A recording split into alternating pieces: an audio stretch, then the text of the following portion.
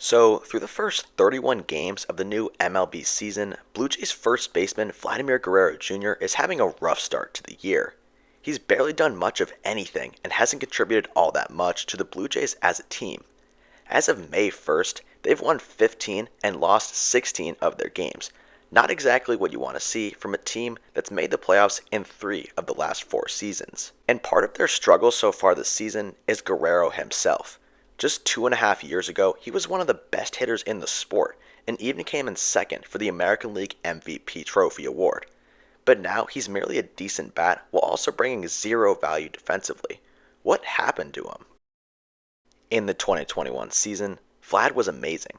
After 2 okay years in both 2019 and 2020, where he posted a mediocre 772 OPS and a 791 OPS respectively, he completely turned the corner come 2021. He played in every single game except one, managing to put up a Fangraphs wins above replacement value of well over 6, in company with players like Bryce Harper and Carlos Correa. After being comparable to light-hitting utility players his whole career, Guerrero was now in the upper echelon of baseball players, and the second place in MVP voting proves that. So now let's take a look at some more advanced stats to really understand the reason for his emergence.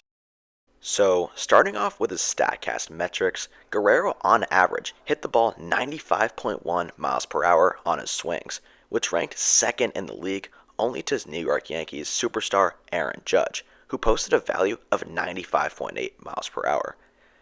This is what's known as a hard hit ball according to StatCast, a ball hit 95 miles per hour or harder. Vlad was one of just 3 players to average that in this 2021 season. He also walked a ton at a rate of 12.3% of all plate appearances. He worked 86 walks in 698 plate appearances, and those 86 walks ranked 8th in all of Major League Baseball.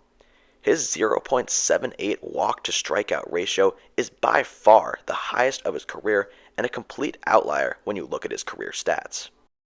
By a lot of different stats, Guerrero was one of the best pure hitters in the sport for 2021. So now with that under his belt, it was time to get to work in 2022 and go for an MVP win this time instead of just being the runner-up.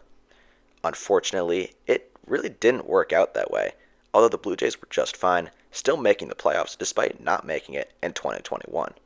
And I'm not even trying to hate on Vlad, as he was still extremely productive with the bat, managing to hit 32 home runs with an OPS of well above 800. But it just wasn't the same as his previous season. The difference in OPS year to year was pretty close to 200 points. And the most obvious culprit for this downturn in productivity has to be the average launch angle he was getting on his batted balls. 9.4 degrees one year became 4.3 degrees the next. This led to an explosion in ground balls, where he went from a 44% ground ball rate to a 52% ground ball rate in just 1 year. He actually led the entire league in terms of grounding into double plays, which killed a lot of possible rallies and/or spoiled opportunities for him to drive in multiple runs. So now that the problem was made crystal clear, Vlad clearly worked on it that offseason, and the work paid off when his average launch angle went up to 10.5, an increase of over 6 degrees. The ground balls went down, and the fly balls went up. But strangely, the results still weren't really there. The problem was largely that he was getting really unlucky with the fly balls that he did hit. According to StatCast, his real-life batting average of 264 really should have been 299, and his real-life slugging percentage of 444 really should have been more like 503. Are these expected stats actually useful? Kind of.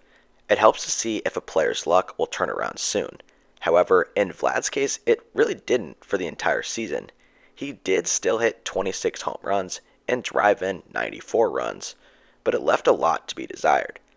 So, after a second year of simply not producing at the level of his 2021 season, it really does seem now like that season might just be a fluke outlier. So far in 2024, it's still looking like Guerrero really does seem to be getting unlucky and hitting a lot of balls hard right at the defense. While he hasn't seen results yet, I really hope he can start seeing them soon, or else people have valid reason to call his 2021 season a fluke, and have good reason for it. So that's it for the video, and thanks for watching. Like and subscribe if you enjoyed it. Thank you.